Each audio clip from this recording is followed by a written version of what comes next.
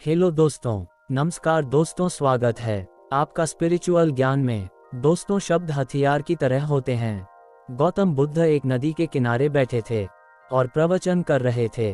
तभी एक युवक दौड़ते हुए आया और बोला, महाराज जी, मेरी इच्छा है कि मैं अपनी आत्महत्या कर लूं। तो गौतम बुद्ध बोल, क्या हुआ बेटा, क्यों तुम ऐसा सोच रहे हो? वह व्यक्ति बोला, परमेश्वर, मुझे लोगों ने बहुत परेशान कर दिया है। मेरे मन से कुछ बातें निकल नहीं रही है और मेरे मन में कुछ ऐसे शब्द हैं जो बहुत ज़्यादा चुभ रहे हैं। मेरे दिमाग में है कि अब आत्महत्या कर लूं। इसके सिवाय मेरे पास और कुछ भी नहीं है। मैं कौन सा रास्ता चुनूं? महाराज जी, इसके बारे में आप मुझे बताएं। तो गौतम बुद्ध बोल, बेटा, मेरी बातों को ध्यान से सुनो। वह व्यक्ति बहुत ही ध्यान से गौतम बुद्ध की बातों को सुन रहा था। गौतम बुद्ध बोले, शब्दों से किसी को मारा भी जा सकता है। अब आप सोचते होंगे कि शब्दों के द्वारा कैसे व्यक्ति मारा जाता है। व्यक्ति का दूसरा दुख ज्यादातर आत्महत्याओं के पीछे का क्या कारण हो सकता है? किसी के पति ने कुछ कहा, किसी के पिता ने कुछ कहा और वह गुस्से में आकर के आत्महत्या कर ली। उसके मन को इतना लोग पीड़ित कर दिए कि उसको वह दुख सह नहीं गया और वह आत्महत्या कर लिया और उसके लिए ज्यादा बर्दाश्त करना नामुमकिन हो गया। इसी वजह से उन्होंने आत्महत्या कर ली। हमेशा ऐसे शब्द बोले कि जिससे किसी को नया जीवन मिल सके। ऐसे ही आपके शब्द किसी को नया जीवन भी प्रदान कर सकते हैं। जब कोई आदमी उदास होता है और दुखी होता है तो आप वहां जाकर के उसे अच्छे शब्द से उसको समझे तो उसका मन प्रफुल्लित हो जाता है और वह स्वयं अपनी दिमाग को कंट्रोल कर लेता है। ऐसे शब्द बोले कि एक हारा हुआ व्यक्ति अपनी जिंदगी को नई शुरुआत कर सकता है। हमारे शब्द हमारे जीवन को किस तरह निर्धारित करते हैं, आप लोग ये तो समझ ही गए होंगे। किसी के सामने हमें बात करते समय कितनी सावधानी रखनी चाहिए। हमेशा अपने दिमाग में ये बिठा के रखना चाहिए कि किसी के सामने उल्टा सीधा शब्द कभी ना निकले और हमेशा ऐसे शब्द निकले जिससे उसके दिल में कभी चोट ना लगे। ये कहानी इसी पर आधारित है कि शब्दों को संभाल कर बोलना बहुत जरूरी है।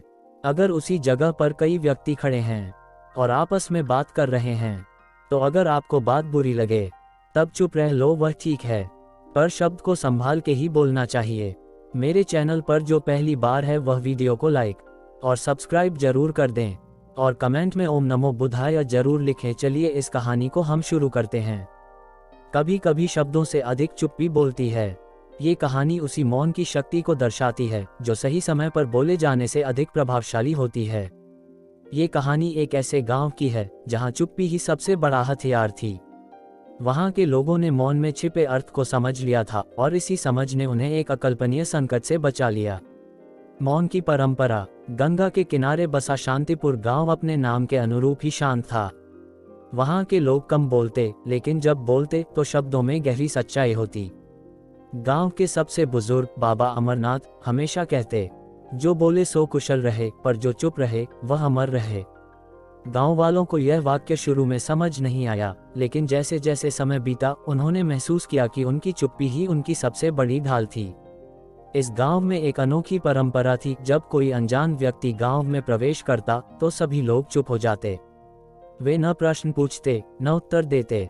जो यात्री धैर्य रखता उसे उत्तर मौन से ही मिल जाता और जो अधीर होता वह अपने आप ही लौट जाता।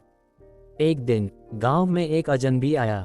उसके चेहरे पर घबराहट थी, आंखों में सवाल। वह हर किसी से कुछ पूछता लेकिन कोई जवाब नहीं देता।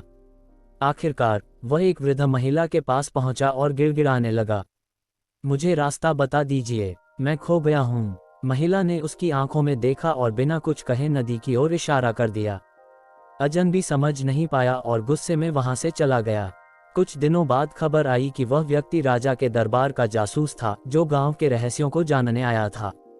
यदि गांव वालों ने कुछ कहा होता तो उनका राज खुल सकता था।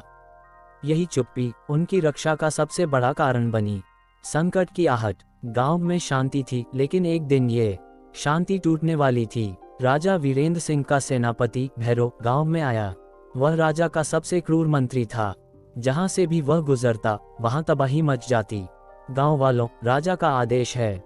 हमें पता चला है कि तुम लोग कोई बड़ा रहस्य छुपाए बैठे हो। अगर कोई नहीं बोलेगा तो एक गांव मिटा दिया जाएगा। गांव में सन्नाटा छा गया। किसी ने एक शब्द भी नहीं कहा। सेनापति ने तलवार खींच ली, अगर कोई नहीं बोलेगा तो हम एक एक करके तुम सबको मार देंगे। तभी गांव के सबसे छोटे बालक ने अपने दादा से पूछा, दादा हम कुछ बोल क्यों नहीं रहे? दादा ने बस इतना कहा, बेटा पानी जब ठहरा हो तो उसमें पत्थर नहीं मारना चाहिए। सेनापति ने ये सुना लेकिन इसका अर्थ समझ नहीं पाया। वह और अधिक क्रोधित हो गया। उसने सैनिकों को आदेश दिया कि गांव को जलाकर राख कर दिया जाए। लेकिन तभी अचानक कुछ ऐसा हुआ जिसने सबको चौंका दिया। मौन की शक्ति। आसमान में काले बादल घिर आए, हवा तेज चलने लगी, बिजली कड़कने लगी।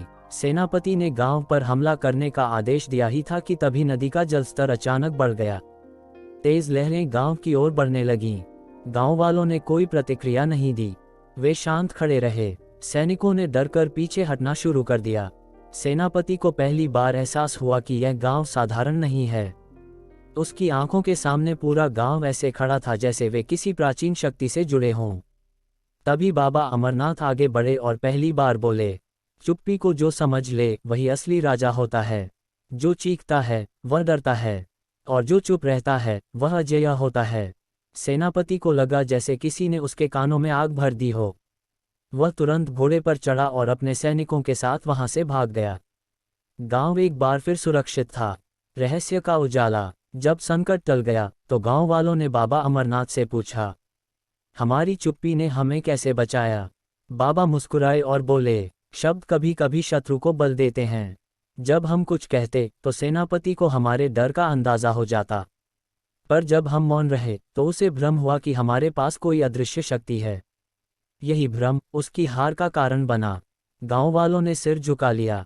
अब वे पूरी तरह समझ चुके थे कि कब चुप रहना चाहिए। मौन की सीख। इस घटना के बाद शांतिपुर गांव और अधिक प्रसिद्ध हो गया। वहां के लोग अपने रहस्य, अपनी परंपराओं और अपनी चुप्पी के कारण जाने जाते थे। कहते हैं कि जो शब्दों की शक्ति समझ लेता है वह बुद्धिमान होता है, लेकिन जो चुप्पी की शक्ति समझ लेता है वह अजेय हो जाता है। इसलिए जब भी संकट आए, जब भी सत्य को बचाने की बात हो, या जब भी शब्द अनर्थ कर सकते हो, तब चुप रहना ही सबसे बड़ी ताकत होती है। कहानी की सीख। 1. हर स्थिति में बोलना जरूरी नहीं होता, कभी कभी मौन ही सबसे बड़ा उत्तर होता है। 2. असली शक्ति बाहुबल में नहीं बल्कि संयम में होती है।